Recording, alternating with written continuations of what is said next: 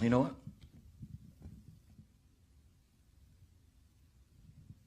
I'm not leaving. I'm not leaving. I'm not fucking leaving! Man, this is some bullshit! The show goes on! What? What the fuck? This is my home! It's a bold strategy, Cotton. Let's see if it pays off for him. Boo this man! They're gonna need a fucking wrecking ball to take me out of here! On the power play tonight. Down low. Score! And Anthony, I still keep on using those two clips because those are two of the most egregious defensive plays, especially in playoff history, that I've ever seen. Yeah. So yeah. Am I hammering home a point? Yeah, but you know what? There's going to be a lot more Jacob Trouba, I think. Welcome back, everybody, to Big Apple Hockey. I, of course, am your host, Marc Williams, prepped and ready to go for wing night at Croakers tonight. Boss Croakers in Wantagh, come on down. And the man who is off tonight, but never off because he's a dad 24/7, Mr. Anthony LaRocco. Well, that certainly is true. But yeah, we're at the slow point of the off season now. There isn't really much happening. And like last year, DeBrincat was traded on July 9th, and then Erik Karlsson was traded in August. But other than that, typically you don't really see any big moves at this point. So I think the majority of the teams have their rosters set. So to your point, yeah, Jacob Trouba. The Rangers do have that second buyout window from Ryan Lindgren filing for arbitration. So that certainly is a possibility, but which none of you guys replied to in our group chat. But I sent that article from Vince Mercy. What is Murcielago? Mercy? How do you pronounce his last name? The guy. I thought it was Vince Mercogliano. Yeah. Yeah. He had said that he doesn't envision the Rangers using that buyout on Trouba. So seems like despite that second buyout window, Trouba will be remaining with the Rangers. So, Anthony, I did say we're going to breeze through that, but I guess that goes a little bit faster than I thought. So let's go to the A block where we're literally going to say about 3 more sentences on that. Because, yeah, Jacob Trouba gets the headlines in the first story because it's what the story is right now, but the story is kind of changing, and as you mentioned right there. Always remember, the Big Apple Hockey trucker hats and shirts are available. We'll do our viewer appreciation weekend or show at the end in August.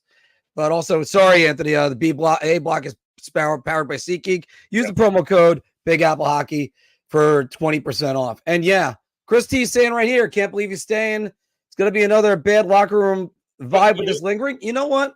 Yeah. What? I'm not sure if it's going to be a bad locker room vibe. Go ahead, Anthony. I was just going to say, because to the fans, it's bad that he's staying, but for the players in that room, he's the captain. I'm sure they all, have his back and, view him as the leader of the team and want him back. So, Chris T, normally I agree with everything you say on this show, but in this regard, it's different. The fans' point of view and his teammates' point of view is certainly different. So I think Trouba back in that locker room won't really have much effect to the rest of the guys. My real question on Jacob Trouba is going to be what his role is going forward. Now, to answer this question that I do have up here, this is where I was going to lead us in, but Chris T kind of did a good job teeing us up, if you will. But do the Rangers need to buy out Jacob Trouba? The short answer on that is no, Anthony. They can go into next season with Jacob Trouba still on this team. The real question that comes from Jacob Trouba is, what is his role going to be going forward? Is he going to be a fifth defenseman like he should be, sheltered minutes, and trying to elevate maybe that bottom pairing a little bit? Or is he going to be on the second pairing trying to shut down the other team's top lines, which he's not capable of doing? He couldn't shut down the Panthers' second unit. Never mind. And this team was better with him when they were injured. Am I being a little bit scathing in my review? Yeah. Yeah, my eyes are open on this, and I'm 100% all in on this, Anthony. The Jacob Trouba could be on this team. Just don't try to be a Superman. You're not good enough to be. And you know what the thing about it is now, like him being on the team isn't preventing them from doing anything at this point. Like all the useful players are gone from the free agent market. There are no, I mean, barring barring Marty Natchez or Nikolai Ehlers getting traded at this point, there's no other names out there of guys who realistically could be traded. So him being on the roster isn't preventing them from doing anything right now. And if you did buy him out or move him, I mean, you're not going to do anything with that money until at least the trade deadline. But I don't know. I think that Trouba staying on the team right now doesn't really affect the Rangers right now, considering there's nothing they could really do this summer to put that money to use. Obviously, having him gone would be good for next summer because that's when Shesterkin, Lafreniere, their contracts will be up. But for right now, Jacob Trouba is not hurting what they could do for the rest of this offseason. And just to keep on going from that, look, as much as fans, I've been scathing on him, as I just mentioned a second ago, as a lot of us have kind of pointed out and noticed, you still got to replace Jacob Trouba then. Who's ready to step up? Are you going to get Mark Giordano off the scrap heap right now? Or is there some reasonable player that you can get that's actually going to be better than Jacob Trouba? I still maintained at the beginning of the playoffs a reduced role for Trouba would be probably the most effective thing, Anthony. But you can't feel too good about it, because here's the reason why.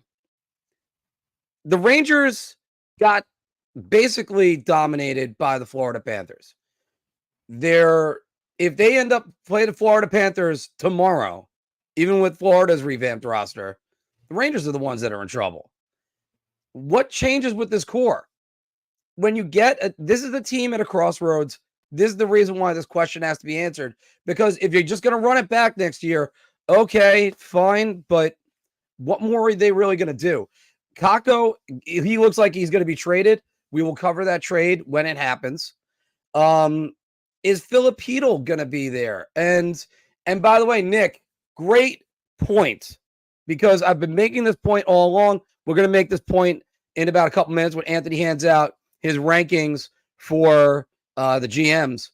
But when it comes to Chris Drury, I think Chris Drury is handcuffed by decisions Gorton made. You have Artemi Panarin making $11.5 million, who has been an inconsistent playoff player. I'm not going to say he's completely irrelevant, because he did have 4 game-winning goals. He had second most amount of game-winning goals in the playoffs this year. So let's start with that. But Mika Zibanejad looks like he's the franchise center. What does he do in the playoffs? Well, he disappeared after game 1 of the Carolina series. Chris Kreider disappears. It's frustrating to a lot of Ranger fans seeing this, Anthony. But the real question is, what are they going to do to change this, to get this team over the hump? Or are they just content to make the conference finals maybe again? Because after all, conference finals, first round exit, conference finals, who knows what it's going to be next year? Yeah, I mean, unfortunately, the Rangers didn't do anything to make themselves better this year. I mean, granted, I know a lot of fans didn't want Wenberg and Roslovic back because they feel they didn't really contribute much, but you still lost Jack Roslovic, Alexander Wenberg, Barclay Goodrow, and you brought in Riley Smith, who Riley Smith had a bad year in Pittsburgh. He's getting a little older. He could be on the downward side of his career. So, at the very least, I think it's reasonable to say that the Rangers basically stayed the same, all things considered. I know a lot of Ranger fans wanted them to make moves to take the next step. They didn't do that, but we'll see what the roster looks like when training camp starts. I would wager it's going to probably look what it looks like right now, barring a surprising move. But at the end of the day, with Jacob Trouba not being able to move, that really hamstrung Chris Drury. in what he was able to do with the start of free agency. So we'll have to see what transpires over the next couple of weeks. When Ryan Lindgren does get settled, they do have that second buyout window. Maybe Drury has a change of heart and buys him out. But again, even if he does buy him out, I would say for Ranger fans to stay cautioned, because that with that newfound cap space, they would save like $4 million. There's really no one on the market right now that they could add that's going to significantly improve them. So yeah, and even though cap space is going to be at a premium, Anthony, the other reason why you have to be concerned is because Rangers are missing a second through a fourth round pick for the next, I believe it's 2 years, that they're maybe even 3. They don't have much as far as draft capital goes, and prospect capital is starting to get a little bit thin. If things can change a little bit, if they strike gold with some of these prospects that might be able to crack the lineup, Brennan Ottman, Perot looks like he's going back to college again. But I mean, Berard is another one. But I mean, and Enstrom, of course. But I don't know if they can really improve during the season. At the trade deadline, I don't know. I just don't know on that one. But yeah, I mean, listen, I think they should make a play if Nikolai Ehlers is still on the market. I think it's worth a phone call to Kevin Cheveldayoff in Winnipeg, and see if you can move him, because he is the one guy that is, I think, still available. That would add 25 goals to the Rangers lineup and a lot of speed. So what you'd have to give up, probably Ehlers makes $6 million, so salary have to go the other way. So I would suppose it starts with Capo Caco at 2.4, and then maybe another piece or two. So, but I think he would improve the Rangers, but remains to be seen if he's still going to be moved. And exactly, Anthony, it just remains to be seen. Really quick, you made up these two potential Who Says No. We usually do a segment called Who Says No on these mock trades. Anthony made up 2 trades for Jacob Trouba. One of them, he gets to stay in New York. Scott Mayfield goes to the New York Rangers. Jacob Trouba with 50% retention goes to the New York Islanders. Who says no on this one, Anthony? You had said that you think that the Rangers say yes to this trade because they get out of Trouba's contract. But as I pointed out to you, with the 50% retention and Mayfield's 3.75 or 3.5, the Rangers would only save $500,000 worth of cap space in this move. So is that amount of savings worth it to get rid of Jacob Trouba? I'm going to say in Chris Drury's eyes, no. From Trouba's perspective, yeah, I think he would say yes to that because problem solved. He stays in New York. His wife is her residency. It doesn't change. She still gets to do what she has to do. He still gets to be with his family. But as Ralph says here, I think the Islanders say no. I don't think even at $4 million they would prefer Jacob Trouba over Scott Mayfield. Yeah, I reconsider this one. I think they would rather have Scott Mayfield. He was their guy. They signed him long term. I mean, Mayfield would be a great addition to your bottom pairing, but again, that's a hefty price tag. The other one that you threw on here was, let's say they traded him to the Carolina Hurricanes with Brennan Ottman, Filipino, and a first for Marty Necas, Jack Drury, and they would get back a second round pick from Carolina. Anthony, who do you think says no on this one? Carolina. I don't think, they said at the start of this that for Marty Necas, they would want young NHL talent. Granted, Othman is young, but he hasn't played at the NHL level yet. And Filipino is one hit away from never playing again. So I certainly don't think that's nearly enough for Carolina. If Filipino was totally healthy and never had concussion problems, then, I think that's a deal Carolina might take. But considering his status, I would say the Hurricanes don't say yes to this. I think Trouba would make the second most amount because there's no salary retention in this. I think Carolina says no to this one. because he would make almost as much as Jacob Slavin, and he's no Jacob Slavin. So the Rangers would get back Natchez and Drury. Drury would be a great third line player. They would go down around. That would be fine. I think that would be okay, especially since they're not going to be at the Sphere, so they could actually trade a first round draft pick again. Just kidding, James Dolan. And I do think this would be Carolina's one to say no on. So, but Anthony, more importantly, we're now into the off season, and you had your rankings for the best jobs by all these GMs. And you know what? We'll put it under our Big Apple Hockey impulsive reactions. Calm down. Get a hold of yourself. Doctor, you're wanted on the phone. Chill. Simmer down now. I'm freaking out!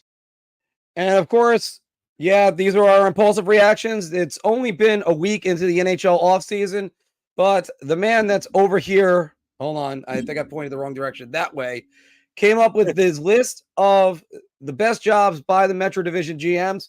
Anthony, start at number 8. Who do you got? I had Daniel Briere at number 8. If you look at the Flyers, well, you can't anymore on Cap Friendly, but which kudos to them, fabulous job. They're going to be missed. They didn't add a single NHL player. They brought over Matvei Michkov. Okay, that certainly is good, but and they bought out Cam Atkinson. Other than that, they didn't sign anybody of note or bring anybody in. So they have the same team right now. And I think everybody could agree last year that the Flyers overachieved. They collapsed at the end and they missed the playoffs. But I actually think they're going to be worse this year. Like I said, I think they overachieved. I don't know if they're going to get that same level of defensive play that they got. Their goaltending, I'm still not a believer in their goaltending. I know Fedotov came over at the end of the year, but I just don't think they did enough. I think they're going to take a little bit of a step back. And again, Briere wasn't doing much to his roster, if anything at all, this offseason. So I ranked him at number 8. Now, granted, with that said, they have some young players coming up. You know, Bobby Brink made an impact this year. Konechny obviously is a great established player. Michkov's coming up. So they got pieces, certainly. You know, they got Jamie Drysdale in the trade for Cutter Gauthier, who's still a really good player. But they didn't do enough. So he came in at number 8. Now, one caveat I would say to this, though, Anthony, is it's sort of like kudos to Briere, because I don't think they needed to do that much. This team, you're right about it. They overachieved. They did get, and you didn't mention Owen Tippett in there too, who's looking like he's finally found himself in the NHL. But this is one of those teams that they needed to take a step back. They were sort of in a rebuild. They just never admitted it, and now they could take the step back, figure things out. You're right. They got pieces in place. Now it doesn't matter what's going on with Carter Hart. I'm not even going to speculate at that situation. But what you have right now, the Flyers are positioning themselves to be a better team in the future, and we'll see about that. Anthony, who do you have at number 7? Number 7, I had Kyle Dubas, the Pittsburgh Penguins. Again, what are the Penguins doing here? I mean, they missed the playoffs now 2 years in a row, that's the first time that ever happened to Sidney Crosby. They acquired Erik Karlsson last year. He thought they were going to try to make one more run. And now they missed the playoffs back-to-back years. And what did he do? You know, he traded for, in my opinion, a washed-up Kevin Hayes. He traded away Riley Smith. He brought in Matt Grzelcyk, he's got wheels. He's fast. He can move the puck. But he's undersized. Anthony Beauvillier, a little bit of a reclamation project. So do those guys really, really move the needle for Pittsburgh? Yes, they have the same core in place, Malkin, Crosby, but they didn't do enough to their roster that I could sit there and say, okay, you know, they're serious about getting Crosby back in the playoffs so he can make one more run at it. They just didn't do enough. And again, Kevin Hayes, Matt Grzelcyk, Beauvillier. I mean, former Islander Sebastian Aho they signed. Again, it's Blake Lizotte, decent player they got from LA, but the makeup of their team is the same. And I think they're going to miss the playoffs again. And, for a team that has Crosby, Malkin, Letang getting to the end of their careers, you would think Dubas would want to push the chips in and give him one more run. And he simply didn't do that. And again, I've been probably more critical about Kyle Dubas than I have almost any GM because of the hype that surrounded him. He was the boy genius in Toronto. In Dubas, we trusted, a lot of guys said. But Anthony, I just don't see the plan here. It's not a soft rebuild, it's not a hard rebuild, and it looks like they're trying to compete and get into the playoffs. Let's be honest, this team, the only reason why they were even near playoff contention towards the end of last year after trading Jake Gensel was because Sidney Crosby. A lot of people could argue third, maybe fourth or fifth in the MVP race. Like, you would have been like, this guy, he could have been the MVP the way he played. We're going to talk more about Crosby in our Bar Talk segment coming up next, but Sidney Crosby really kept them and their playoff hopes. I don't see any long-term future with the Penguins right now. They need to make a decision. Either you're going with a rebuild or you're not. Mm-hmm. And one person that should not affect is Sidney Crosby. We'll go to that in a minute. Anthony, who do you have at number 6? You're actually testing me here, so I'm going by memory. I think I had Don Waddell, Columbus Blue Jackets, at number 6. You are correct. Obviously, we all know, new to the Blue Jackets, just took over. But with them, at least they're a younger team that is trying to kind of start to rise up the ranks. But again, with them, he didn't give them the push they needed to try to take the next step. And you can't tell me Sean Monahan was doing that. I mean, Sean Monahan, after he got traded to Winnipeg, I feel like he played even better than he was in Montreal. So kudos to him. And maybe being reunited with Johnny Gaudreau from their days in Calgary will spark him.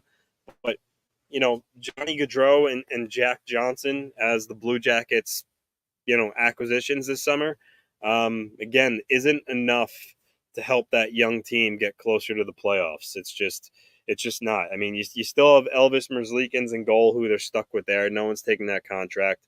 They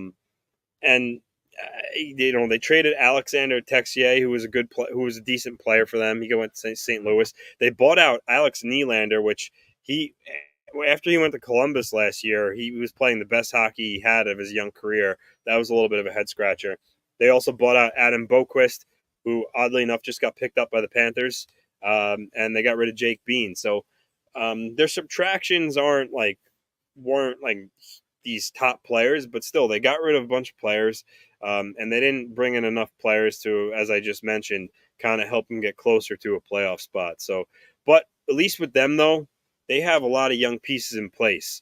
You have your Kent Johnson, you have your Cole Sillinger, you have your Marchenko, who's an RFA, but he'll get signed, Chinikov, so they have good young players in place. But they didn't add, like the Blackhawks. For instance, the Blackhawks added a lot of veterans to help insulate Connor Bedard and make them more competitive. Columbus didn't do that. Like you said, just Sean Monahan and Jack Johnson. So not quite a great offseason for Don Waddell. Which, by the way, there at least might be more to come with that, because he was very vocal about hoping to trade Patrick Laine. And one of the reasons why it didn't happen yet was because he still technically didn't get cleared by doctors. He's still in the player assist program, but earlier in the offseason, he made it seem that once he's cleared and ready to go, that then they can probably have more of a realistic shot of moving him. But right now, just not enough action in Columbus there. Anthony, one word needs to happen: identity. And they need to figure out who their coach is, because they still haven't named the coach, correct? Nope. Actually, the report today was that Todd McClellan is no longer in the running, which was interesting because right around the draft, it was viewed as he was the front runner. That's interesting because does that mean they might try to interview Joel Quenneville?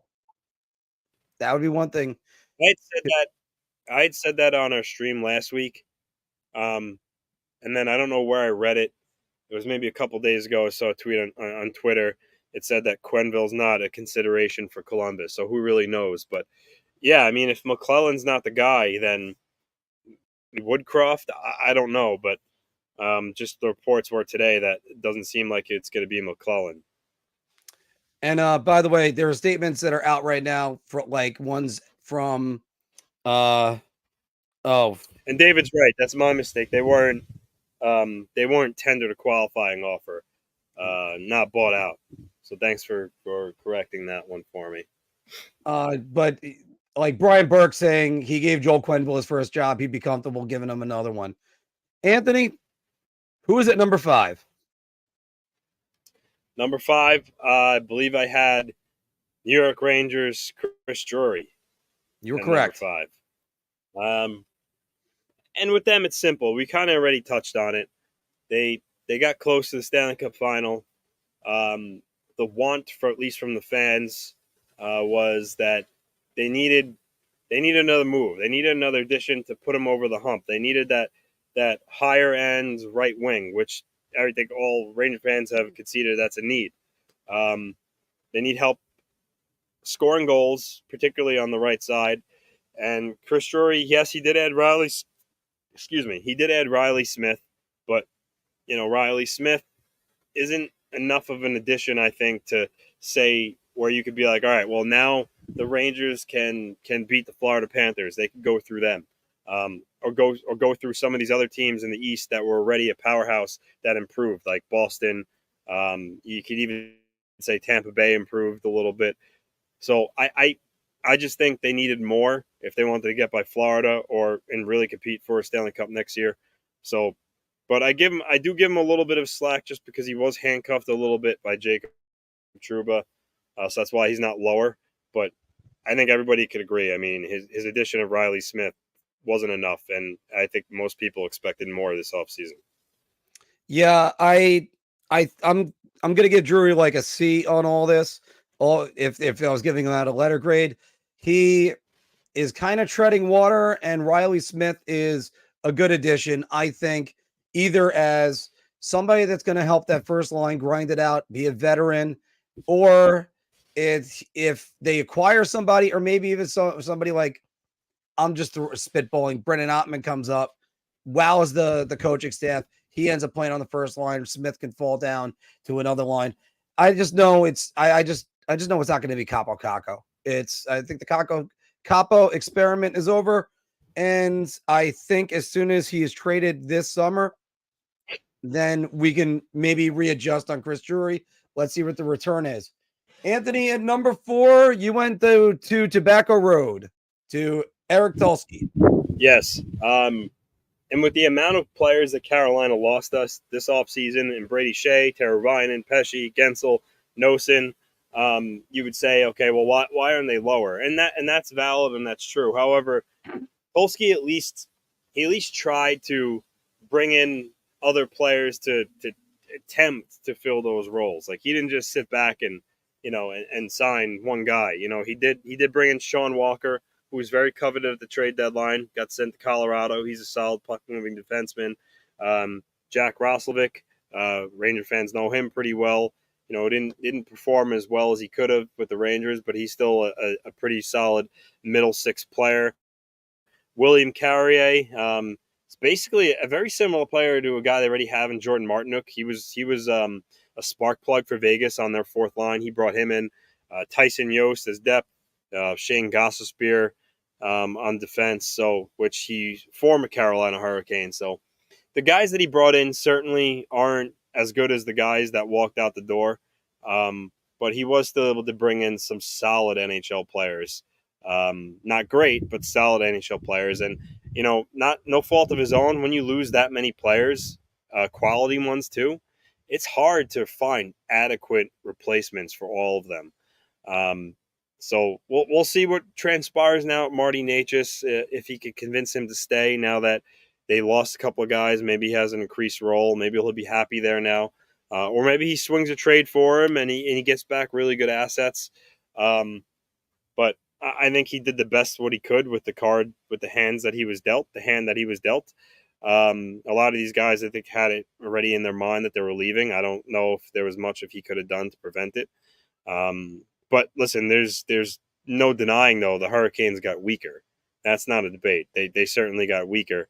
But I thought he did the best job he could to try to plug those holes. Yeah, I gotta say that he at least tried plugging some holes, but I'm not certain Gostisbehere is actually the right fit that's right there, even though he did play with them 2 seasons ago. And they just lost a lot. But Anthony, I gotta ask this question. Well, John, we are taking a little bit into that situation, but the truth is it's a PR mess. It might go away by the time September comes around. I still think Ranger fans are gonna boo him. They're not gonna forget it anytime soon. But my question, which I have heard. Sorry, wait. My question to you before we get away from, go ahead. Yep. Go ahead on that. No, I was just Chris saying Ehlers. There has been some talk that the Hurricanes are or have been engaged in talks for Ehlers. So if he get Ehlers, that certainly helps the outlook of his team for sure. I talk about Chris Drury not running back with the same core. He's going to run it back with that same goaltending unit. I understand Kochetkov is getting another year older. There's potential that's there. I don't know, Anthony. I don't know whether or not they're right there. Let's stay in the New York area. Anthony, number 3. Well, number 3 is Lou Lamoriello of the New York Islanders.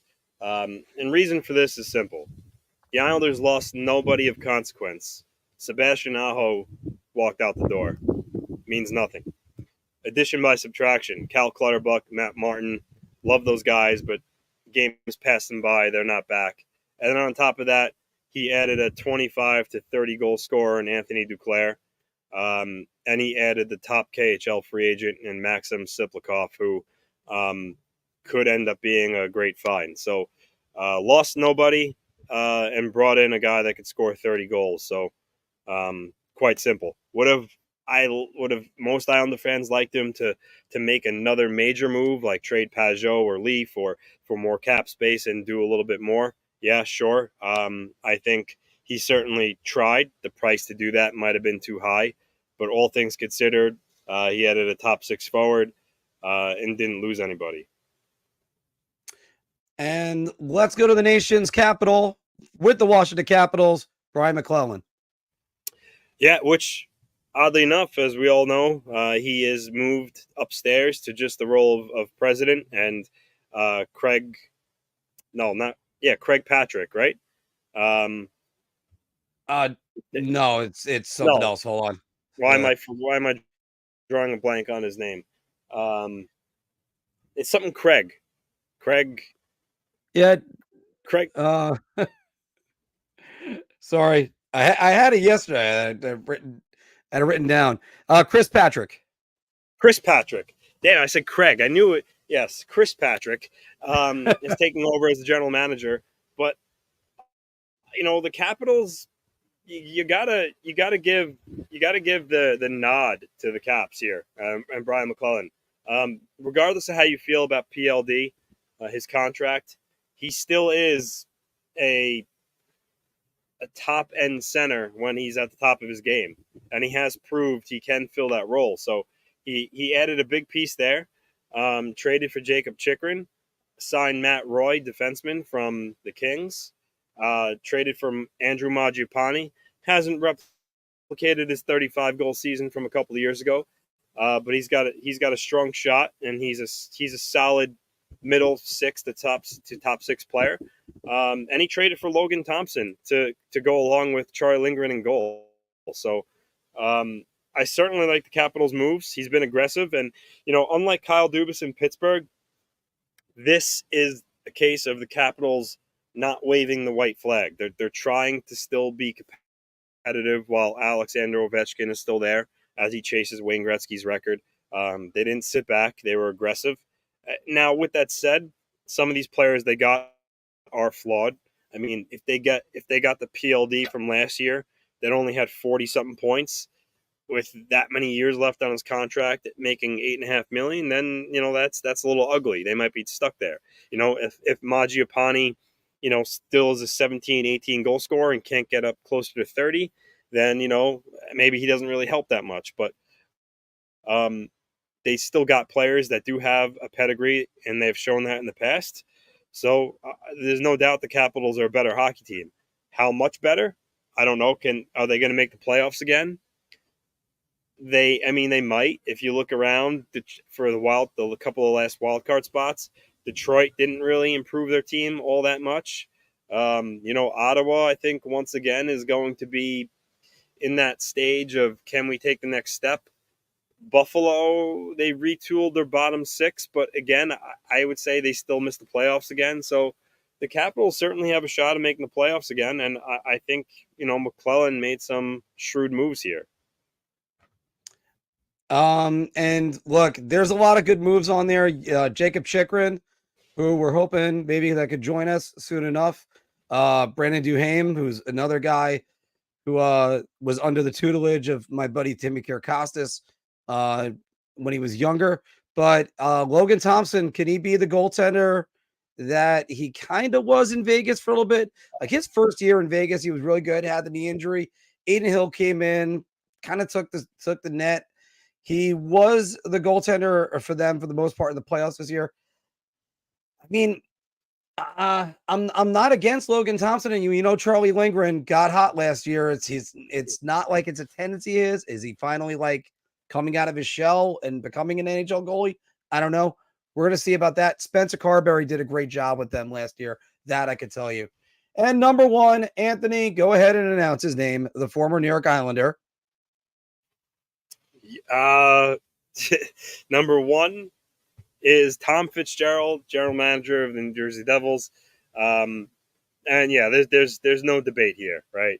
The Devils had a fantastic offseason to the point, Mark, where they actually had the best odds, the best betting odds to win the Metro this season. So the bet makers certainly like what the Devils did, and listen, they fixed their biggest issue, which is their goaltending. They traded for Jacob Markstrom, who is a very solid goaltender. He was a Vezina finalist, just 2 years ago. Then you kind of made your defense a lot better, right? I mean, they were missing Dougie Hamilton for so long last season. They reinforced that by signing Brett Pesce, who was a really solid defensive defenseman. Then on top of that, you added Brendan Dillon, another top four defenseman. Thomas Tatar, he had an off year, but when he was with Jersey a couple of years ago, he had a strong season there with the addition of him, bringing him back. I just think they had, Paul Cotter, he's a little bit of a lesser acquisition from the trade with Vegas, but listen, I think that this, by far, Tom Fitzgerald had the best offseason of all the Metropolitan general managers. Fantastic work by him. And when you consider that their forward group is still bringing back the same cast of talented players in Jack Hughes, Timo Meier, Dawson Mercer, Andre Palat, Nico Hischier, I really like the makeup of their team. Specifically now, their defense and goaltending are solid, which last year it kind of failed them. So great work by Fitzgerald. Now we'll see if the odds makers are correct and they can, get back into the playoffs or even win the division. But he had the best offseason by far in the Metro. Yeah, Tom Fitzgerald, you could argue, won the offseason last year, and his team didn't sniff the playoffs. Health is going to have a lot to do with it. For one, I was buying the Jack Hughes for MVP thing. He was my pick. The Devils were going to come out of the Eastern Conference. Health is going to be a big thing because that's what's derailed them before in the past. Hopefully, that will not be the case this season. And I forgot to mention Stefan Noesen, too, from Carolina, former Devil as well. They brought him back, and, he's a great net from presence on the power play, could score, 15 goals, clutch player. So, yeah, you really have to like what the Devils did. Yeah, Nason's a real good player, and he's been. I think this is his second stint with the Devils, so he's right there. All right, guys, we got to run it along. We got a quick bar talk segment that we're gonna do. And first we have to do a message from DraftKings. Hockey fans light the lamp this winter with DraftKings Sportsbook, an official sports betting partner of the NHL. New customers can bet just $5 pregame money line on any NHL team to win their game and get $150 in free bets if they do. If that wasn't enough excitement, you can turn small bets into bigger payouts with same-game parlays. Combine multiple bets like which team will win, how many goals will be scored, and more for your shot at an even bigger payout. Download the DraftKings Sports app now. Use promo code THPN. Bet $5 on any NHL team to win their game and get $150 in free bets if they do. Only at the DraftKings Sportsbook with code THPN. Shot. This is the easiest I've ever had to answer. I'm going to say beer. I can't even begin to describe. I'm actually going to go crazy. I'm going to buy everybody around on this one. Lucky John, he's on vacation right now. So one more week, sans Filk, everybody, and in 2 weeks, this guy gets to go on vacation over here. Welcome back, everybody, to Big Apple Hockey's Bar Talk. We're gauging our confidence on NHL topics based on our choice of drink. You're so confident that you're buying around? So, I'll have a beer, or, oh, need a shot. Please play along in the comments, everybody. And let's start it off, Anthony. Zach Jones played in a career-high 31 games last year for the New York Rangers. It looks like he is going to get a shot at being an every-game NHL defenseman. That is my question, Anthony. Zach Jones will be an every-game NHL defenseman. I'm gonna go round. I mean, barring a surprise acquisition on defense, I mean, why wouldn't he be? Because look who they have right now. You're gonna have Fox, Lindgren, assuming Lindgren signs and that gets taken care of.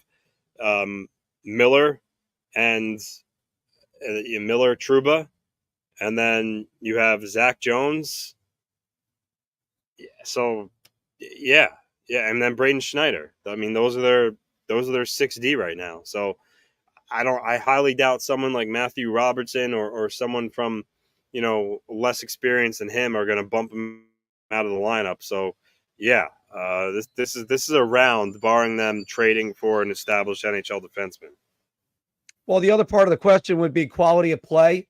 Is he going to keep it up? I said last year, I want to say around December, I still wasn't convinced Zach Jones was an NHL defenseman.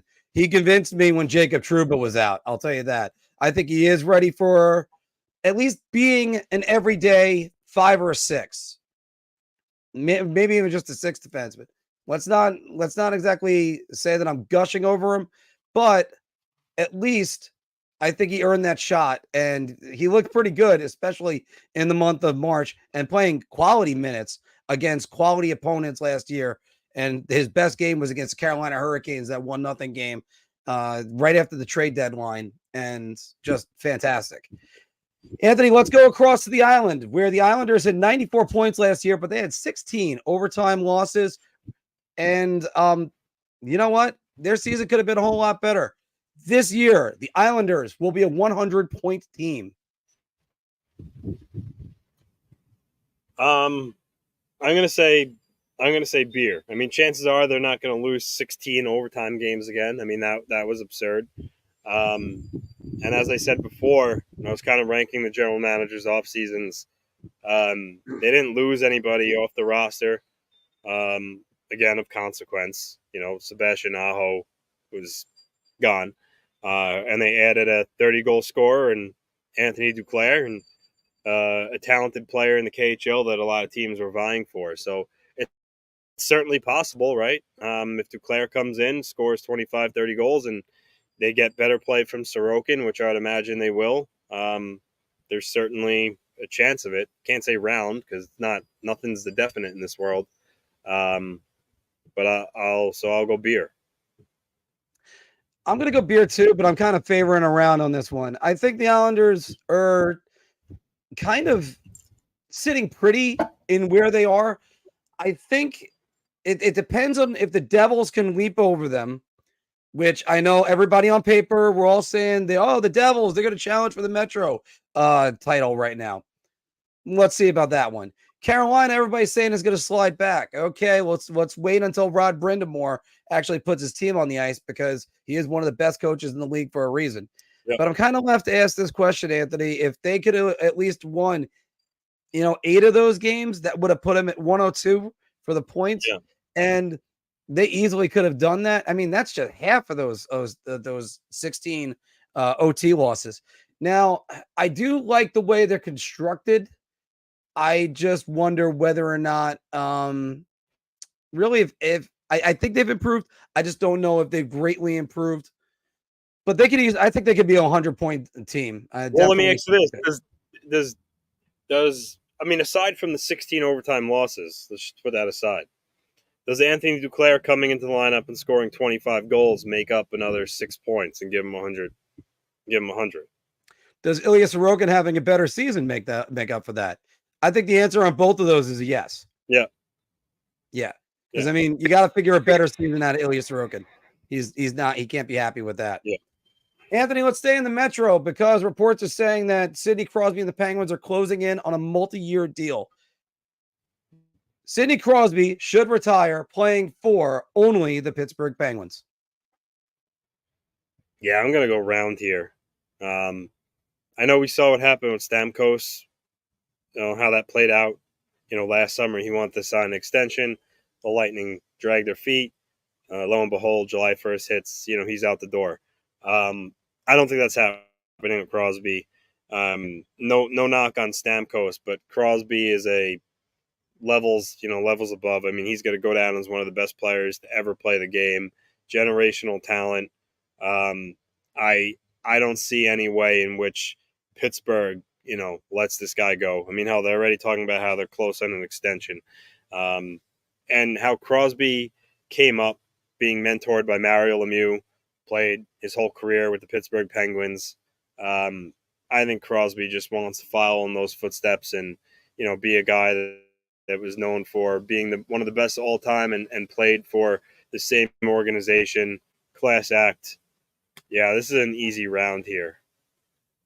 Yeah, Anthony, there are players that have earned the right to play with one franchise their entire career.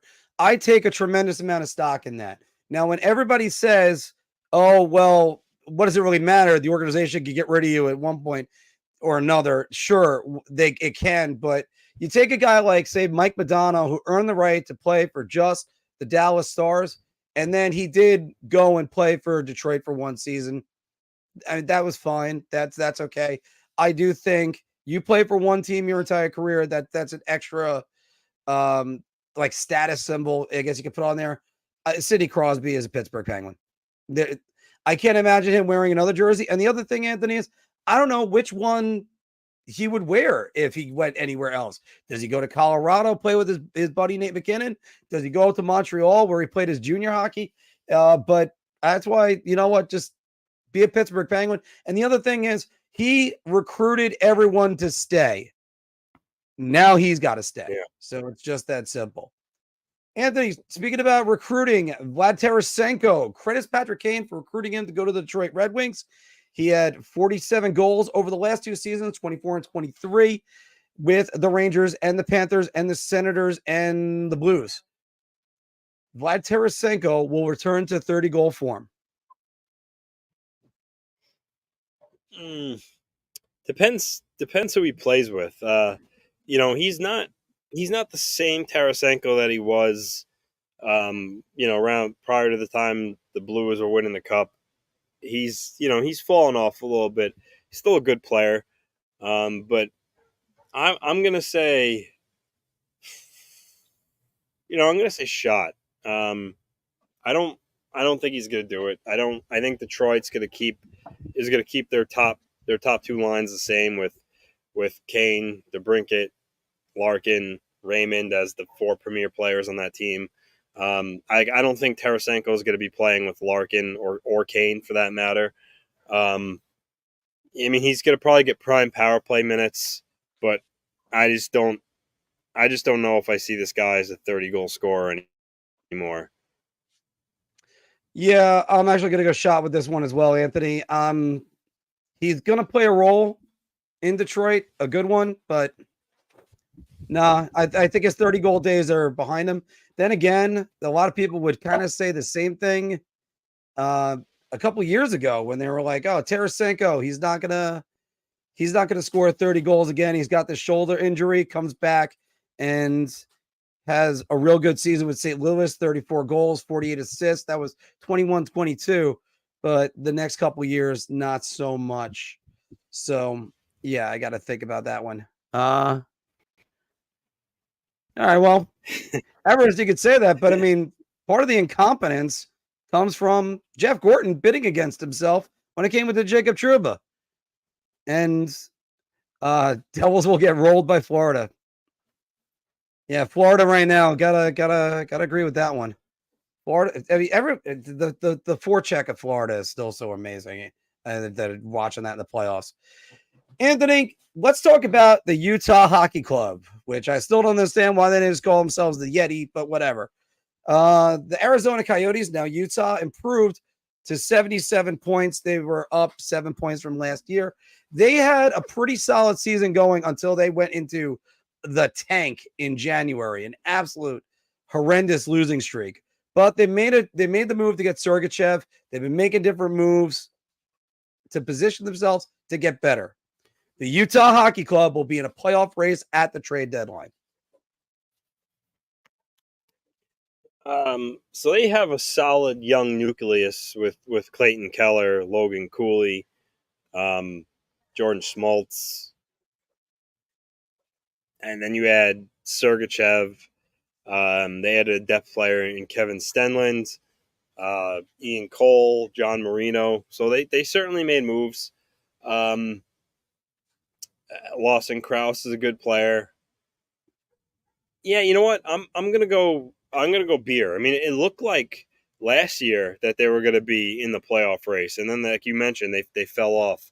I don't think they make the playoffs, but I think with the natural progression of their younger players and adding a guy like Sergachev and veteran and Ian Cole, I think they are in the playoff mix come the deadline, but I think ultimately they missed the playoffs.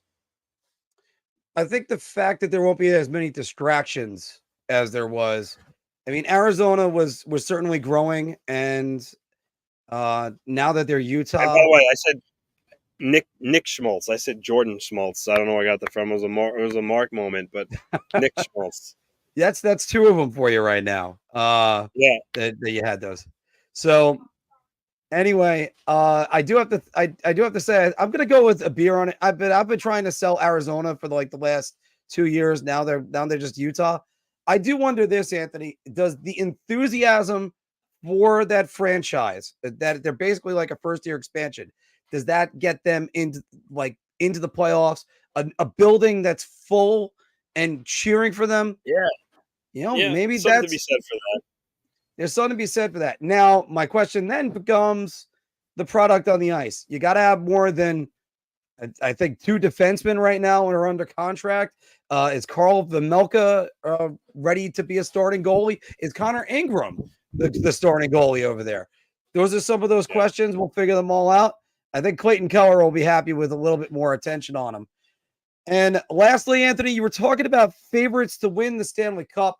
Do you know who is right now, according to FanDuel, favorite to win the Stanley Cup? Is it the Stars, the Panthers? Neither. It is the Edmonton Oilers at plus 650. And my question is, the Edmonton Oilers is the Stanley Cup favorite. Actually, since I said it's for anybody on audio, it's Edmonton is the Stanley Cup favorite. Yeah. It's the Edmonton Oilers. They are the Stanley Cup favorites. I don't know. It's tough because you look at how many teams have went to the finals, lost, and won the next year. I mean, we just saw the Panthers do it. A year ago, they lost to Vegas, and now they went back and they won. I mean, you know that McDavid and Draisaitl are going to be McDavid and Draisaitl. You know Zach Hyman, even if he doesn't score 50-something goals again, he's still going to score 40-plus playing with Connor McDavid. Bouchard and Ekholm are real good defensemen. Then you added Victor Arvidsson, who's a solid player when he's healthy. You added Jeff Skinner, who's going to have something to prove after getting bought out by Buffalo. So yeah, I mean, I certainly think they're going to be in the mix. I don't know for sure if they're the favorite, so I'm not going to go round. So I'll go beer. But I mean, I put the Panthers in that category. I put Dallas in that category. I put Boston in that category with the additions of Zadorov and Lindholm. So I mean, yeah, there's a bunch of teams. So that's why I'll say beer. But yeah, they could do it. I'm just not going to say round. I don't. Any other year, I would have said, What are you kidding me with Edmonton?" I like their additions. But I'm still gonna go with beer. It should be the Panthers because they got things in place. Am I wrong for saying it like this, Anthony? I don't think the Oilers exactly had two tough series to get to the conference finals, and then they showed who we thought was going to be the Stanley Cup champion, or at least the representative out of the West. They showed them who was the boss. I am going with a beer on this one. I like what Edmonton has done. We'll see how much more they got. But I mean, you got other teams up there that they're ranking as Stanley Cup favorites, like the Devils right now. I think they're only a plus 850. Or the Toronto Maple Leafs every single year, they're like a plus 1200. I mean, yeah. I somebody's explained to me that one. So and the Maple Leafs are an interesting case too, because after in May with that press conference with Shanahan and Trey Living talking about nothing's off the table and that this is the year that they might make major changes, and once again they're running it back with the core four, and I don't understand that. I just don't understand it. Well, I mean, I do understand that two of the guys in Marner and Tavares have no movement clauses, but still, I'm just dumbfounded. Well, but then they gave a no movement clause to William Nylander and re-signed him. So they basically chose an extra no movement clause. So, but Anthony, you got the Ranger fans that are in this stream right now. They're exasperated by the lack of turnover, that they're just running it right back with the same team again. Maple Leaf fans must really be just beside themselves. I mean, you're doing the same thing all over again. I just don't. Yeah, I don't see it. And what's funny is that Marner likely didn't move because he didn't want to go anywhere, but yet he's probably going to walk right out the door on July 1st. So it's like I don't understand what the Maple Leafs are doing. I don't. I guess they're just banking on seeing if they can get it done one more time, and if they don't, then finally next summer Tavares' contract is off the books and Marner's contract is off the books, and that's like $22 million that they have to make major changes with. Well, I think in that case, I think they need to have Mitch Marner signed, sealed, and delivered well before the trade deadline. You want to know that he's not going anywhere, and that's going to be a big thing with that. All right, so Anthony, that is the end with Big Apple Hockey's Bar Talk, where we gauge our confidence on NHL topics based on our choice of drink. Anthony, unfortunately, I will have to bid you adieu right now. I will let you go to the Q&A, and because I have to get down to Boss Croakers. If you're in the Wanto area, feel free to stop on in tonight. Although I'm there basically 3 nights a week anyway, but still, or they resign. Yeah. That could happen. Like, that's what could happen. Just turn around and hand some of Tavares' money over. But and then where does Tavares go after that? I don't even say it, because I don't know, Anthony. Maybe he goes back home. Maybe Beck goes back to his young home where he became a man. Yeah. Just saying on Yeah. that one. All right, Anthony, thank you very much. I'll talk to you later, guys. Have a good one. See you later, Mark. All right, guys. Yes, sir. Mark usually does not work on Wednesdays, but he had to go, as you guys saw, do his thing, bartending, wing night. So Filk's away in North Carolina right now, so I'll just man the ship here for a couple of more minutes. We have 245 of you watching right now, so thank you very much. Make sure to like, share, subscribe. We do our weekly shows on Wednesday. But yeah, this right here, Tavares is the age where the Rangers like to spend money. My thing is Tavares, if he really loves Toronto as much as he does, when his contract expires, he'll say I'll play on a 1 or 2 year deal for peanuts and go from there. But we'll see how that goes. Honestly, it's not really crazy to think that. I mean, if the push came to shove and Toronto said, "All right, we're not re-signing you," I could see him maybe going back. I mean, if he loved Long Island as much as he said he did, there's a chance. But again, I don't know where he would fit.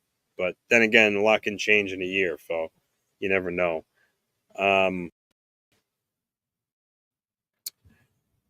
Chris, I don't know. You might be referring to there's another guy who edits on the Vegas site for the hockey news, Julian. He wrote a story about Braden McNabb possibly moving. So that wasn't me, but I had wrote about Daniel Sprong could be a good acquisition for the Knights as he's still available. But I don't think McNabb's going to move personally. I thought that at one point, if there were going to be serious suitors for Mitch Marner, that Theodore would move in the deal, but I don't see that happening anymore, obviously. But I don't think McNabb's going to go anywhere either. But stranger things have happened. There was a comment up before that I kind of starred. Someone asked, I think it was Musix, asked me, yeah, right here, what I think about Duclair. I think the Duclair signing for the Islanders was solid. I mean, Islander fans know how it goes. I mean, they don't sign the top free agents. So anybody expecting like a Stamkos or a Gensel were fooling themselves. So Anthony Duclair was basically the best case scenario you can get when it came to free agents that were available. He plays with a lot of speed. He's very fast. He's got hands, and he could score 25 to 30 goals. And now that he's going to be playing on a top line role next to Barzell and Horvat, he's certainly going to be put in a situation where he could have a career year. And also, too, the icing on the cake, and he said it in his immediate availability, was Patrick Waugh, who coached him in the Quebec Major Junior Hockey League, called him up on July 1st and said, I want you on my team. And Duclair said he really valued that. So he's going to be playing for a coach that he knows and respects. So, yeah, I think Anthony Duclair is a good fit. And as I mentioned before, the Islanders are a team that they haven't lost anybody off their roster that's going to hurt them. Sebastian Aho was the only guy, and he was a 6th, 7th defenseman. So they have the same team. You just brought in a guy that could score, I would say at a minimum 20 goals. But where he's going to be playing, I see no reason why he can't match his career high, I think, which was 31 in Florida a couple of years ago. And then, Maxim Siplikov, who there were like 12 NHL teams after him that wanted to sign him. He was a top free agent in the KHL. He's got offensive upside too. So the Islanders could have potentially added 2 top 6 forwards. So they certainly got better. By how much, I don't know. I guess we'll see come October. But I do like the Duclair signing for them. No, Matt Martin did not retire. He and Cal Clutterbuck are both still unrestricted free agents. At the end of the year, Matt Martin even joked about how he's like, I don't know where their whole retirement, talk came from. He's like, that's you guys. He's like, I feel good. I want to play. I intend on playing. So he did not retire. I mean, I don't think he's going to be back with the Islanders, but the longer, I will say this, the longer the offseason goes and Clutterbuck and Martin don't sign elsewhere, that does raise the possibility of that maybe Lou would bring them back. But the more I think about that, I just have a hard time seeing it because the Islanders right now have when you take Julian Gautier's salary off their roster because he's likely going to start in Bridgeport, and bring Siplikov up because that's how cap friendly had it before they shut down. When you make that swap, they have $900,000 in cap space, and they have to re-sign Simon Holmstrom, who is probably going to come in around that amount, $900,000 to maybe, 1.1 million. So once they sign him, they're virtually going to have no cap space left. So even if you want to give Martin and Clutterbuck, league minimum, that's how do you do that? Then you're over the cap, and there's really no one else you can realistically move to make the space. So that's why I don't see either of them coming back. But if I had to pick one, I would say Matt Martin, maybe as like a 14th forward, as just a guy in the room. But other than that, I don't see it. Let's see what else here, guys. 267 of you, so I appreciate that. Love seeing it. State of Survival asking the top 3 locked to Duclair. I'm going to say based on Waz's familiarity with Duclair and his skill set, I think Duclair is going to get the first crack at the top line for sure. I mean, you saw Anders Lee. He just didn't work with Horvat and Barzal. They have so much more foot speed than him, and they play a different game. I know sometimes having a different mix is good, but he just didn't fit with them. Cizikas was there at the end of the year, so clearly that was a placeholder. I think Duclair would bring a lot of speed to that line. He could skate with Barzal. He could skate with Horvat. So I think he's going to get the first crack. Only other situation I can see arising is I mentioned Maxim Siplikov. If he is as talented and good as some people think he is, there's a chance maybe with his size, he's like a power forward. And if they did still want that Anders Lee-ish element to the line, that maybe you could put him there and then put Duclair with Nelson, which would be a good fit too. But I'm going to say that Duclair gets the first crack of it. And again, Wicked, I'm not really surprised. They both reiterated they want to play. So unless, no one literally gives them an offer or they can't even get a PTO, I would say they play. But then again, when the Islanders traded Josh Bailey to Chicago, he got bought out. Ottawa signed him to a PTO. He didn't earn a job, and then that was it after that. And while he didn't officially retire, the guy hasn't played in a year. So I guess something similar could happen to Clutter and Martin. But I'm going to say a team gives one of them a shot as a 13th forward, bang bodies every now and then on the fourth line. And yeah, the Maple Leafs could use guys like that, but I think for them with having Ryan Reeves, they feel like they don't need, even though Clutterbuck's a different player, I guess they feel like they don't need to go that route. John Radigan saying you see Waz's influence in the Islanders organization.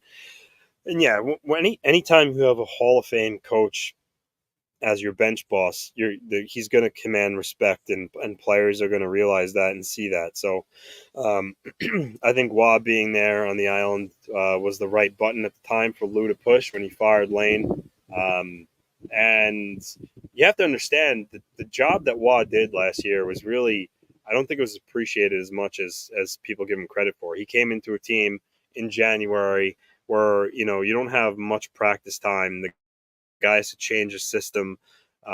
He got them into the playoffs. I think this year, having a full camp, I think you're really going to see the effect that Wah is going to have on the Islanders. State of Survival, did you hear a rumor the Islanders planning to sign Pacioretty? I did not see that. I don't know if you're referring to Stefan Rosner, my colleague from the Hockey News who covers the Islanders. He did put out a piece about how, Pacioretty could maybe help the Islanders, but that's all he was saying. He didn't say that they were planning to sign him unless you saw something else somewhere else. Let me know, but I think that's what you're referring to. But Pacioretty, again, the guy, I don't know how much he has left.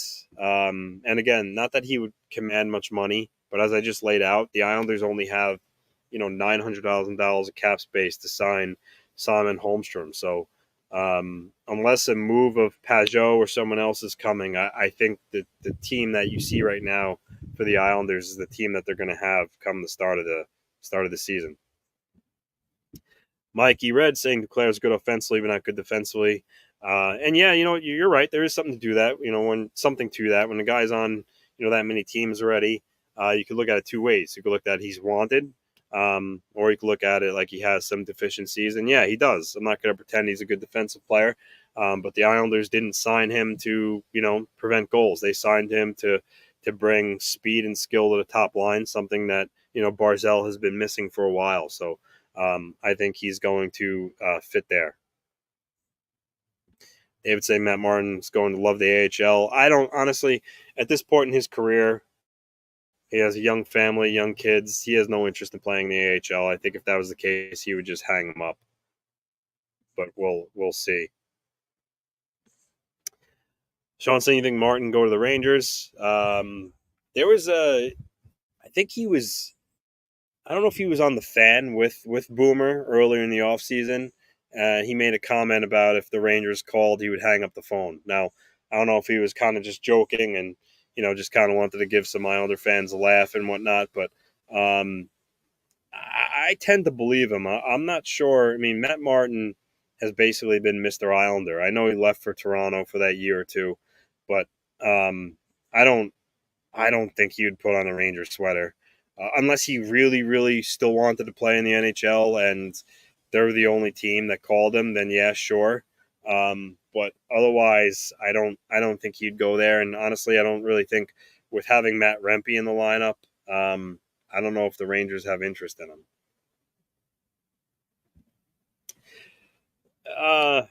He didn't officially close the door. And I don't think there was, correct me if I'm wrong, but when a player retires, usually you see a big thing on Twitter, like a message from the player. I don't think that happened with Pavelski. But I'd be surprised if he played again. I think he is going to hang him up. Matt Martin in Philly, yeah, they are a young team, but they have Delorier there. He's one of the better heavyweights in the league. So again, I don't know if they need Matt Martin, but I feel like that is a player that Tortorella would like. David, yeah, Rip Cap Friendly. It's all Puckpedia now, so make sure we sign into Puckpedia and use them because they're really all we got. Yeah, again, he wouldn't have to relocate. And again, I don't know if he was being facetious when he said that comment that he'd hang up the phone if the Rangers called him. But I don't know. Again, unless he really, I'll reiterate, unless he really, really wanted to still play, and the Rangers were the only team that called him, I don't know if he'd go there. Similar to how, when Zach Parise was a free agent with the Devils, he made a comment about he would never play for the Rangers. And, obviously that held true.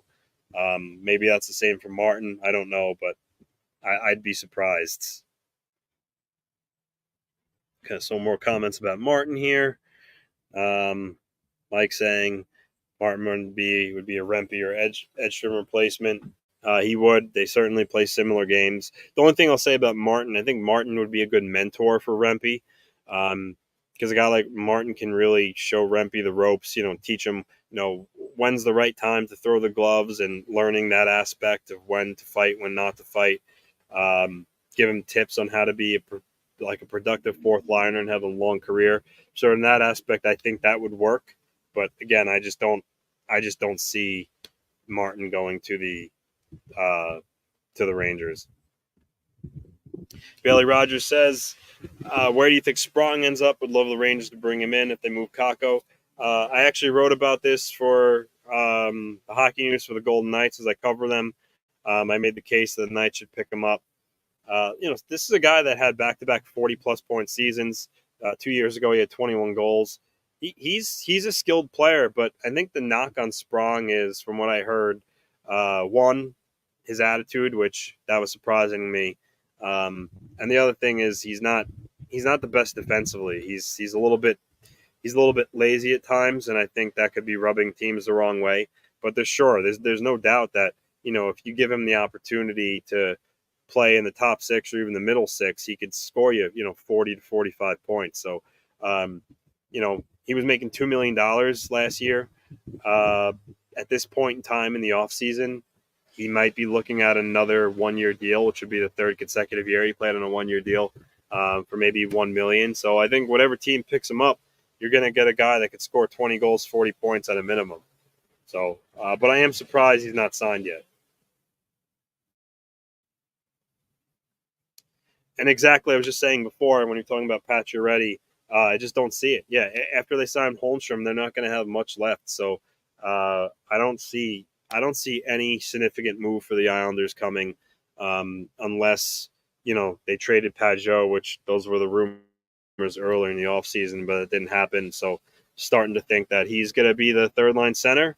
And for whatever reason, Lou didn't want to move him, whether it be he didn't want to trade the second round pick to move him or whatnot, but still believes in him, still likes him. For whatever reason, he's on the Islanders, and I think it will remain that way. But yeah, Vincent Trocheck for MVP. I do agree with you. Not much cap space for the Islanders left, so I don't see anything else happening. Yzerman, I think with him, you saw the mistake. Actually, I don't want to say mistake. I don't think Lou did anything wrong there, but Oliver Wahlstrom was a similar player when the Islanders drafted him. A pure shooter, could score goals, and for whatever reason, just hasn't worked out on the island. And he wasn't even rushed, honestly. I thought the Islanders took their time with him. But with that said, I think you're going to see the Islanders kind of handle Yzerman with kid gloves. I think they're going to let him. He's going back to school. I think he'll remain there for at least another year. But I think they're going to handle him similar how the Rangers are handling Gabriel Perreault. Just let him continue to develop, play in college hockey, chase a national championship, mature more, and then go from there. So I would say at least maybe 2 years on Yzerman. Let's see. Trouba is going to screw up the Rangers team chemistry for sure. He needs to be bought out and gone now. We addressed this at the beginning of the show. The fans want him gone, yes, but the players in the room, I would imagine, respect the hell out of him as the captain, and like going to war with him, every night. So I don't know about that part. Now I will say, if it was the other way, so Trouba wants to stay, right? He's digging his heels in. If it was the other way around, and let's say Trouba wanted out, then yeah, sure, I could see it maybe being a distraction, affecting team chemistry. But being that's the opposite, and he wants to stay, I think the players in that room appreciate that, especially that he's doing it for family reasons. And I think they respect the hell out of him. So I know fans are upset about it, and I don't blame you guys, but I don't think Trouba coming back would have any effect on the room with the players. He wants to be there. Waz coaching style, when he came on board, he said actually he doesn't want the Islanders to be a defensive team. He doesn't want them to go into a shell. He wants them to play a fast, up-paced tempo that was completely different than Barry Trotz. And Lane Lambert tried to do it, but he just didn't do it the right way. Why is a coach that gives his players a leash. Like you saw Barzell. Barzell looked like a different player under Waugh than he ever did under Barzell and Lambert. So I think Waugh is a guy that, he wants his team to be defensively responsible, but he doesn't want them to sit back. He wants them to be aggressive. He wants a defenseman to jump up in the play. I think that's why you saw Noah Dobson take so many strides offensively. And as I mentioned before, I think we're really going to see Waugh's true coaching style this year, being that he has a full camp to really work with and implement his system. And I'm curious to see how that plays out and how they look during the first month of the season, because I think they're going to be a much different team. Exactly what I just said. Absolutely right there. John Klimberg, I had read about a week ago that he's focused on getting healthy right now, and that once that happens, he intends to play. But I think right now he's focusing on getting his health in order, so that's why he hasn't signed anywhere yet. Haven't seen an update since that, but I would say with Klimberg, you could probably expect him to maybe hop on with the team, maybe sometime in September or when the season's starting, when he's healthy. Radigan saying, what about the Devils for Matt Martin? That one, yeah, I could see more than the Rangers, sure, if he wants to stay local. That's a possibility. I don't know if Matt Martin wants to go all the way to the other side of the country. So that part I agree with. So yeah, if the Devils maybe gave him a call, or the Bruins, actually I think he'd be a perfect Boston Bruin with the way the style they play. I could see that happening.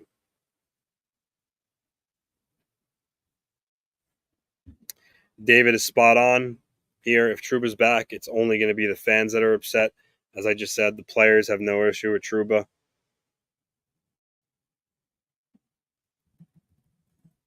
And I know, I will say, I know last week I talked about, Ranger fans, I would disagree if they want to boo Trouba, and they can do whatever they want. I do respect that. My point was just, for me, if I was a fan of the team, it would be hard for me to boo a guy for wanting to stay because he has a young kid and he's supporting his wife. I kind of commend that. If you want to boo a player because they don't like your team, I made the correlation of Kirk Muller didn't want to play for the Islanders. That's different, but I do get it. Ranger fans, all hockey fans, really wear their emotions on their sleeve, and so I can appreciate that, the passion. I just don't know if the booing of Trouba is going to be widespread. I don't think it's literally going to be the whole Garden that boos him when he touches the puck. I think there's just going to be a portion of the fan base. I think there are a lot of fans that aren't going to boo him if he remains on the team when the season starts. I don't think anybody hates Sprong. I just think he has flaws in his game, specifically defensively. I think someone mentioned about Duclair being on a bunch of teams already in his career. I think whatever team Sprong lands on, I think it's going to be his sixth, I think, in 8 years. So that certainly is problematic. But there is no doubt that when he gets the opportunity, he could be a useful player. So yeah, there's been a mass exodus in Calgary over the last couple of years. Obviously, with Gaudreau, Tkachuk, Mangiapane, Markstrom, Hanifin. That's why there was kind of some rumors around draft time that Nazem Kadri was like, what the hell's going on here? I saw in here, what his future was. I don't know about Uyghur. So Filk, who does our show with us, he sent us a tweet before in our group chat, something about Uyghur and the Rangers. I didn't click it though to read it. I think it was just kind of like some fan speculation. I don't think it was anything credible from an actual reputable reporter, but I would be surprised if the Flames moved Uyghur. Uyghur and Huberdeau, I think, are the guys that are just going to be there for the long haul. Their contracts, especially Huberdeau, I don't think there's anything they could do to really get rid of them. So, and also too, when you rebuild, you have to keep somebody to rebuild around. So I would be surprised if they moved Mackenzie Uyghur. I don't see Trouba moving. I don't either, honestly. Vince said before in his article that he doesn't think the Rangers are going to buy out Trouba. They don't need to at this point with the cap space and really there being nobody to use it on. So I would be surprised if Trouba got bought out, and I'd be even more surprised if he got traded.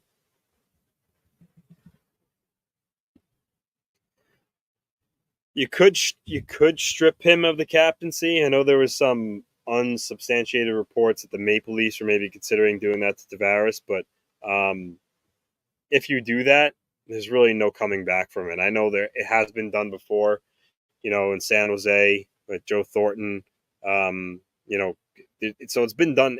There's a precedence for it happening, but again, I don't think it's going to happen because none of this vitriol towards Trouba has anything to do with anybody in the organization. It's mostly fans. So I don't see Drury stripping Trouba of his captaincy. Honestly, what I think is going to happen is I think Trouba's going to play out this last year with the Rangers. Well, I shouldn't say last year, but he's got another year left. But I say that in the sense because I think it was Brooks that originally said that July 1st of 2025 is when Trouba's wife's residency is over. And then, at that point, maybe they'd be more willing to move. So considering, as I said before, the Rangers don't need to move him right now. They're not in dire straits when it comes to cap space. There's really no one to use it on right now. The way I see this playing out is Trouba comes back, plays with the Rangers this year, and then next summer they revisit it, and Trouba's moved, and to free up room for Lafreniere and Igor. That's just my guess. John saying one thing, but booing him is absurd. Yes, I do agree with that, John. But there are fans that are in their right to boo him, and I certainly think you will see people boo him. Don't you just know it? Welcome to the stream. Yeah, I do. I think he's in the mix for Columbus, honestly, especially with the reports that Todd McClellan was said today that he's not going to be the coach. I think Gallant is certainly in the mix there. And Chris T with some news, and thank you for that because I have not really scrolling on my phone right now, so appreciate that. And that's a good deal for the Blues. This is a guy even in his older age. He's still a solid defenseman that can play as a number 4, probably better off as a number 5. But I like that move for the Blues, and he stays somewhat close to Dallas and being out west. So good move there for the Blues and good value. I mean, this is for $700 league minimum too. But this is a guy, let's face it, doesn't really care about money. He's getting his buyout money from Minnesota, and now he's getting his buyout money from Dallas. So I don't really think he cared about money, but nice scoop, Ryan. Sorry, Chris. Larry Brooks' fault. This is a tough one. Because it's easy to say the Hurricanes got worse, right? Because I think they did. There's really no denying that. But they still have Aho, Svechnikov, Jarvis, who are their best offensive players. Nature's still on the roster. And for me, the biggest kicker is you still have Rod Brindamore behind the bench. And, he's one of the best coaches in the league. I think he's still going to have them play that same suffocating style, even though with the amount of guys they lost. So you still can't count them out. Even though the Rangers didn't improve leaps and bounds, obviously you can't count them out. The Devils obviously made vast improvement. So, especially if a healthy Jack Hughes stays that way, they're going to be a lot better. As we mentioned, the Islanders, they didn't lose anybody, and they added a top 6 forward, potentially 2 if Siplikov pans out. So this is tough. I'm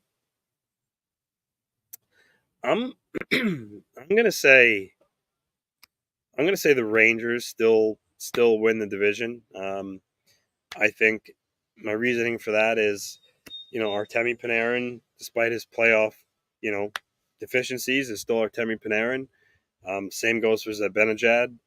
Shesterkin, even though he kind of goes through a spell in January where he looks terrible, he's still an elite goalie. So I'm going to say the Rangers are in first. Second place, this is a toss-up. You really, in my opinion, you really could put the Devils here. You could put the Hurricanes there. Even the Islanders, but I'm gonna say the Devils at 2. I'm gonna say the Islanders at 3 over the Hurricanes, just because like I said, the Hurricanes did get worse, and I do think Ilya Sorokin is going to be much better than he was last year. So I'll say that. I'll say Rangers 1, Devils 2, Islanders 3, Hurricanes 4. Still a playoff team, though, as a wild card, because I'm not sold on Detroit. I'm not sold on Buffalo. I'm not sold on Ottawa. So, yeah, I'd say go those are the top 4. Besides Noah Brocknick's here, are they notable Isles, RFA, UFAs? Let's see. I think Pajot has one more year left after this. I think Lee has one more year left. Romanov, wicked. Romanov is an RFA next year. He's going to need a new contract. Other than that, Mayfield's locked up. Pelech-Pulak's locked up. No, I think it's just Romanov, and I think Kyle Palmieri, I believe. I think those are the only 2 guys. Hey, how's it going? Nice to see you here. Additional 302 of you here watching us right now, so I appreciate that. Taking your questions. In the regular season, Rangers have elite 303 players. That's true. They certainly do.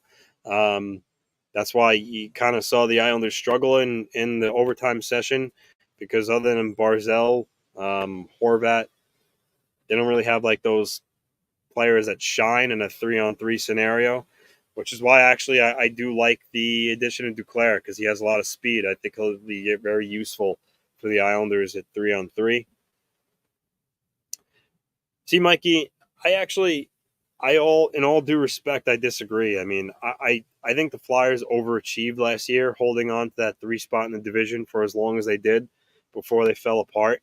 Mitchkov is coming over, but other than that, they didn't do much. I don't know if they're going to be as good as they were last year. I think they played over their heads.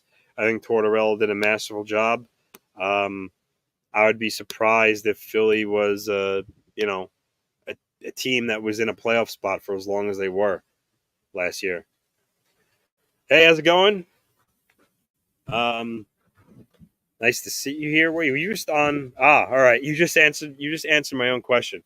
I was wondering, but yes, now you answered that. I was confused for a second, but welcome to the show. You missed Mark. Mark left. He had to go work today, which he usually doesn't on Wednesdays. John saying the longest postseason drought in pro sports. Yes, them and the New York Football Jets. I think them and the Sabres have the longest droughts.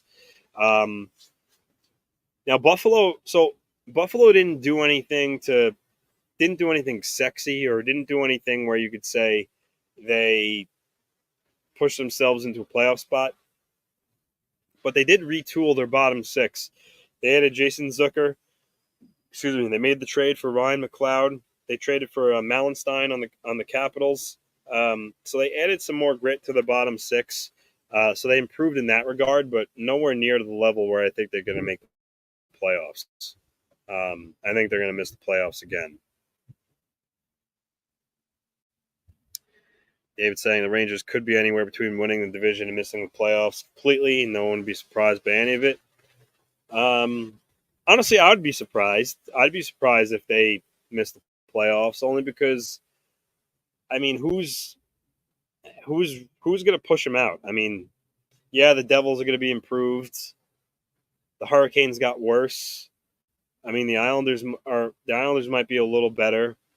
But yeah, who's going to push them out? I mean, I would be surprised, honestly. I really would. I would be surprised if the Rangers came close to missing the playoffs. But then again, stranger things have happened. Wicked asking, biggest offseason losers, Penguins, Rangers, or Red Wings? That is a good question.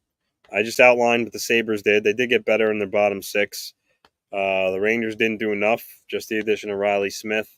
And the Red Wings, a little bit of a head scratcher with what they did. They traded Jake Wallman and gave up a second just to move him. Brought in Tarasenko. I think they brought in William Lagesson, right? I mean, who cares? So, yeah, they didn't do much. I would say out of these three teams, I would say the Sabres, just because, yeah, they might have got grittier and fixed their bottom six, but I think they needed to do more if they want to get back in the playoffs. I don't see them competing for a top three spot in the Atlantic. Honestly, no shot at all. And then the wild card, again, I mean, are they on the same level as the Hurricanes, the Islanders, the Devils? You know, maybe the Capitals a little bit, but I don't see it. I think the Sabres are missing the playoffs again. I think as if I slide back a little bit. Yeah, I mean that is true, and there's certain teams that you can make a case for. Tampa Bay. See, I don't think they're going to be competing with Tampa Bay per se, because I think Tampa Bay climbs back into a top three spot in the Atlantic. Detroit, again, I don't see it with them. Canes and Islanders, sure, but Capitals and the Lightning, I don't know about.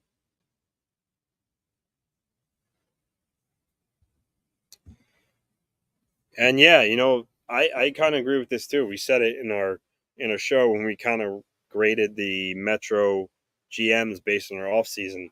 I had Dubas at 7 because he didn't do enough. The Penguins need to get back in the playoffs with Crosby and Malkin, kind of on their last hurrah. And, adding Anthony Beauvillier and Matt Grzelcyk and Kevin Hayes, just not enough. Not nearly enough. So I agree there. How's it going, Ella? Gonna go a couple more minutes for you guys. I do have over 300 of you watching right now, so I appreciate that. I'll tend to my duties here. So I'll spend a couple more minutes with you guys. David says I think the Caps and the Lightning will be fighting for a playoff spot.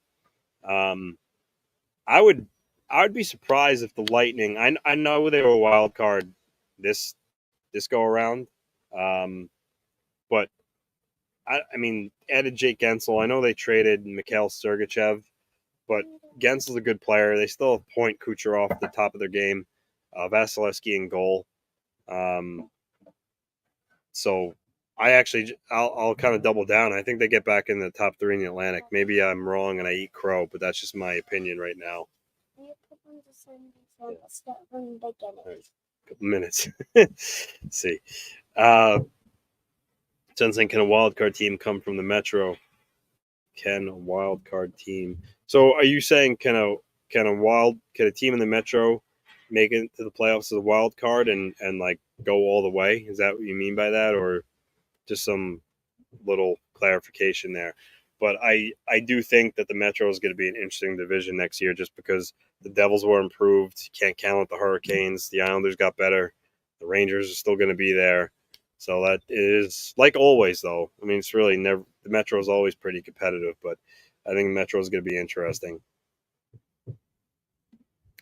Maggio, wicked. I think Maggio came in last year, had a decent first year pro in the AHL.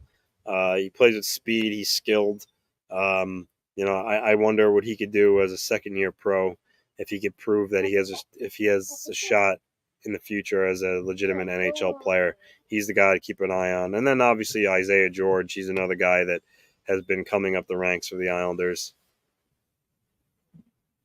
Just to make it, outside of like kind of like the 4 main teams right now, Rangers, Devils, Islanders, Hurricanes, maybe the Capitals again. They did get better, but like I don't see Pittsburgh, Columbus, or those teams making a run at it. But if I had to say, maybe Washington. I do agree with this. John Cooper probably is, along with Laviolette. He's going to push the right buttons in Tampa Bay. And he's a winner. He's a winner. He doesn't accept losing. And I think that he's going to do a good job buying in and get that team to kind of, it's good because it's going to be weird in that room without Stamkos in it come the fall. And I think he's gonna do a good job getting them ready and kind of for them to turn the page there. because it's going to be tough for a lot of those guys. I don't think anybody wanted Stamkos to leave. Yes, Paul Maurice, obviously, he proved it as one of the best. Finally won a Stanley Cup. He's great too, and he's a great soundbite as well. That guy always has gems in his press conference, similar to Tortorella, but in a different regard. But, all right, guys, I think I'm gonna head out here. It was nice, kind of keeping the stream going for a little bit after Mark left, because I know it was a little bit of a short show. So, we'll be back next Wednesday, and hopefully Filk will be back. This week he was on vacation, and then last week I think he had just left, so he wasn't on either. So hopefully next week all three of us are on. There might be a week or so that we kind of like take off. As I'm sure there's really going to be nothing going on, but right now I know Ryan Suter signed with St. Louis today, as Christie said, but not much left on the UFA market. Daniel Sprong's out there, as we kind of talked about, but not really much else. Tyson Barrie, he's another guy that's out there, but right now it's really just going to be all about next. I think the arbitration hearings start July 20th, so next couple of days you'll probably see what player is scheduled for his hearing when. And then obviously the second buyout windows that teams get after that. And other than that, like I said, really, unless you see another surprising trade, like Matt Tkachuk was traded on July 22nd when he was moved, when that happened. So aside from a kind of like a one-off move like that gets everyone talking again, I really think we're going to be going into quiet time, unfortunately. I know we all love player movement and discussing things, but probably at this point you're just going to see RFAs re-signing, and then a UFA like Suter here or there finding a team. So, but we'll see. Stranger things have happened. Like I said, Nikolai Ehlers is still available on the trade market. Marty Necas is still there. So we'll see if those guys find new homes in the next month or so. But nice chatting with you guys. Talk to you guys next Wednesday. And of course, if anything ever happens with the New York teams trade, or even a breaking trade that's big around the rest of the league, we'll always hop on and cover that. But unless it happens, we'll see you guys next Wednesday. Thanks a lot, guys. Have a good night. Daddy. Yes. If